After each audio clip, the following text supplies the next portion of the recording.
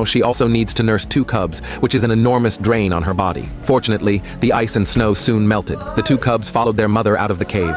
They were already impatient.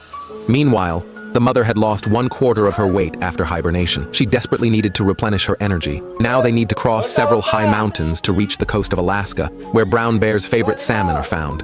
The mother bear was very excited. She started running, but the cubs obviously couldn't keep up.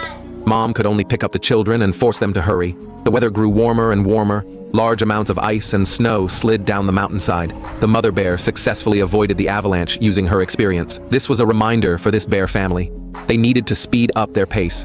Riding on Mom's back was a good choice. After crossing the last mountain, the mother bear finally saw an oasis. Not only was there sunshine here, but also abundant food. She could finally relax. The cubs curiously examined this place. They saw many uncles and aunts as large as their mother, all eating grass. This was also the first meal for bear.